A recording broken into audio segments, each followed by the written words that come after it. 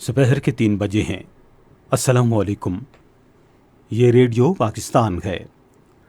عامر ہاشمی سے خبریں سنیے۔ پہلے اہم خبروں کا خلاصہ۔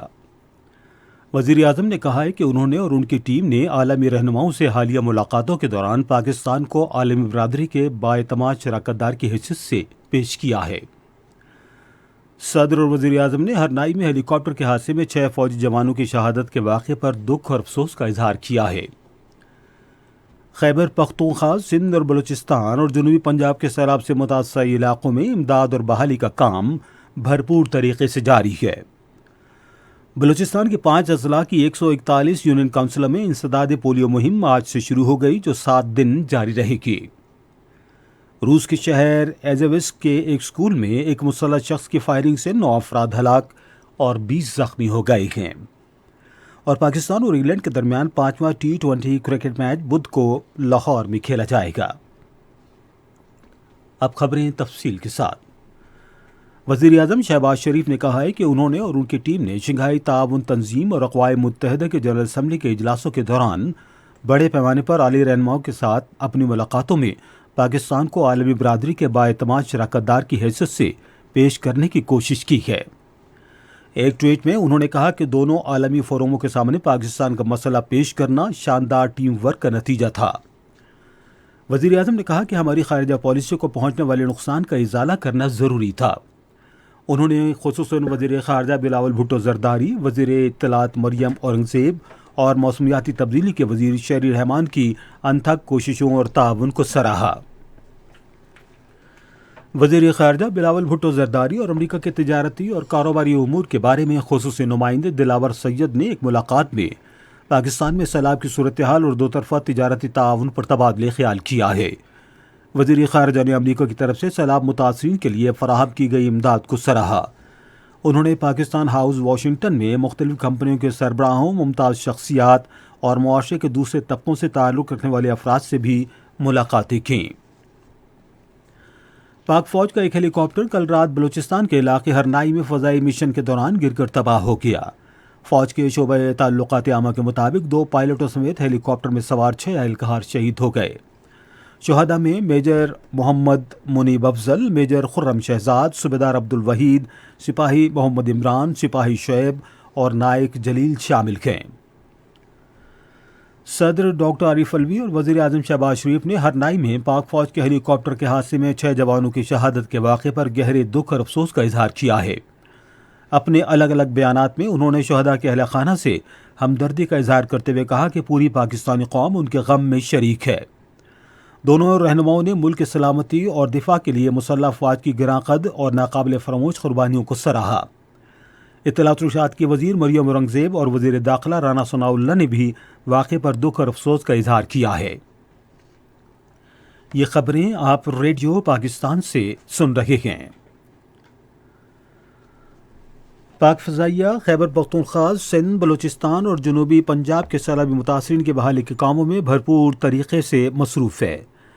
پاک فضائیہ کے ترجمان کے مطابق پاک فضائیہ سیلاب متاثرین کی مدد کر رہی ہے اور اس نے 2 ماہ کا راشن تقسیم کیا ہے تاکہ سیلاب متاثرہ علاقوں میں مکمل بحالی تک انہیں خود کفیل بنایا جا سکے۔ سیلاب متاثرین کو پاک فضائیہ کے فیلڈ میڈیکل کیمپوں میں مفت علاج اور ادویات بھی فراہم کی جا رہی ہیں۔ سندھ کے وزیر اعلیٰ سید مراد علی شاہ کی زیر صدارت آج کراچی میں اعلیٰ سطح کا ایک اجلاس ہوا۔ اجلاس میں صوبے میں دریائے سندھ کے دائیں اور بائیں کناروں کے ساتھ واقع تمام علاقوں سے سیلابی پانی نکالنے سمیت سیلاب سے متعلق امور کا جائزہ لیا گیا۔ وزیر اعلیٰ نے اجلاس سے خطاب کرتے ہوئے متاثرہ علاقوں سے نکاسی آب کا عمل تیز کرنے پر زور دیا۔ انہوں نے کہا کہ متاثرین کی اپنے گھروں کو واپسی کے لیے اقدامات کرنا ہوں گے تاکہ زندگی معمول پر آ سکے۔ اجلاس کو صوبے کے مختلف شہروں اور علاقوں میں سیلابی پانی کی موجودہ صورتحال کے حوالے سے بریفنگ دی گئی۔ سندھ حکومت نے صوبے بھر میں آٹے کی رعایتی نرخوں پر فراہمی کے لیے اسٹالز قائم کرنے کا اعلان کیا ہے۔ صوبائی وزیر اطلاعات شرجیل میمن نے اس بات کا اعلان آج کراچی میں ایک پریس کانفرنس کے دوران کیا۔ انہوں نے خبردار کیا کہ ذخیرہ اندوزوں، ناجائز منافع خوروں اور بلیک مارکیٹنگ کرنے والوں کے خلاف سخت کارروائی کی جائے گی۔ انہوں نے کہا کہ سیلاب متاثرین کو حکومت کی جانب سے راشن اور طبی سہولتیں فراہم کی جا رہی ہیں۔ وزیر اطلاعات نے کہا کہ تباہ حال گھروں کی تعمیر نو اور سیلاب سے زراعت کو پہنچنے والے نقصانات کا ازالہ حکومت کی ذمہ داری ہے۔ بلوچستان کے 5 اضلاع کی 141 یونین کونسلوں میں انسداد پولیو مہم آج شروع ہو گئی، جو 7 دن جاری رہے گی۔ بلوچستان کے ہنگامی امداد اقدامات کے مرکز کے رابطہ کار حمید اللہ نصر نے ریڈیو پاکستان کوئٹہ کو بتایا کہ مہم کے دوران 5 سال تک کی عمر کے 8 لاکھ سے زائد بچوں کو پولیو سے بچاؤ کے قطرے پلائے جائیں گے۔ انہوں نے کہا کہ اس مقصد کے لیے 3000 سے زائد ٹیمیں تشکیل دی گئی ہیں، جو گھر گھر مہم کے دوران بچوں کو انسداد پولیو کے قطرے پلائیں گے۔ حمید اللہ نصر نے والدین، ذرائع ابلاغ اور ہر شہری سے درخواست کی ہے کہ پولیو کے خاتمے کی مہم کو کامیاب بنانے کے لیے اپنا کردار ادا کریں۔ بھارت کے غیر قانونی زیر قبضہ جموں و کشمیر میں متحدہ مجلس علماء نے اولیاء کی سرزمین پر مسلمانوں کی شناخت ختم کرنے کی بھارتی حکومت کی کوششوں پر گہری تشویش ظاہر کی ہے۔ سری نگر کی جامع مسجد میں اپنے اجلاس میں ممتاز علماء کرام نے اس بات پر تشویش کا اظہار کیا کہ طالبی اداروں میں مسلمان طلباء کو بھجن گیت اور دوسریہ نمسکار کرنے پر مجبور کیا جا رہا ہے، جس سے مسلمانوں کے جذبات مجروح ہوئے ہیں۔ اجلاس میں کٹ پتلی ریاستی حکومت، محکمہ تعلیم اور متعلقہ اداروں سے کہا گیا ہے کہ کشمیر میں مسلمان ایسی سرگرمیاں برداشت نہیں کریں گے کیونکہ ان کے مذہب اور اسلامی عقائد کے لیے براہ راست ایک چیلنج ہے۔ ایٹمی ہتھیاروں کے مکمل خاتمے کا عالمی دن آج منایا جا رہا ہے۔ یہ دن منانے کا مقصد لوگوں میں ایٹمی ہتھیاروں سے انسانیت کے درپیش خطرے اور اس کے مکمل خاتمے کی ضرورت کے بارے میں آگاہی پیدا کرنا ہے۔ یہ دن ایک موقع فراہم کرتا ہے کہ عوام اور ان کے رہنما کو ایسے ہتھیاروں کے خاتمے کی حقیقی ثمرات اور ان کو برقرار رکھنے کے سماجی اور معاشی نقصانات سے آگاہ کیا جائے۔ امریکہ اور جنوبی کوریا نے شمالی کوریا کی طرف سے بیلسٹک میزائل کے تجربے کے بعد جزیرہ نما کوریا میں بڑے پیمانے پر مشترکہ فوجی مشقیں شروع کر دی ہیں۔ امریکہ اور جنوبی کوریا کے 20 سے زائد بحری جہاز، متعدد لڑاکا طیارے اور ہیلی کاپٹر مشقوں میں حصہ لے رہے ہیں، جن کا مقصد شمالی کوریا کی اشتعال انگیزیوں کا جواب دینا اور بحری کارروائیوں کی صلاحیت بہتر بنانا ہے۔ روس کے شہر ایزیوسک کے ایک اسکول میں ایک مسلح شخص کی فائرنگ سے 9 افراد ہلاک اور 20 زخمی ہو گئے ہیں۔ پولیس کے مطابق ہلاک ہونے والوں میں 5 طلباء، 2 اساتذہ اور 2 سیکیورٹی گارڈز شامل ہیں۔ پولیس نے بتایا کہ حملہ آور نے فائرنگ کے بعد خود کو گولی ماری۔ پولیس نے حملہ آور اور اس کے مقاصد کے بارے میں کوئی تفصیلات نہیں بتائیں۔ پاکستان اور انگلینڈ کے درمیان 5واں T20 کرکٹ میچ بدھ کو قذافی اسٹیڈیم لاہور میں کھیلا جائے گا۔ کل رات کراچی میں چوتھے T20 کرکٹ میچ میں پاکستان نے انگلینڈ کو ہرا دیا، جس کے بعد سیریز 2-2 سے برابر ہو گئی۔ ادھر Lahore capital city police officer Ghulam Mahmood Dogar نے کہا ہے کہ پاکستان اور انگلینڈ کی T20 کرکٹ ٹیموں کی سیکیورٹی کے لیے تمام انتظامات مکمل کر لیے گئے ہیں۔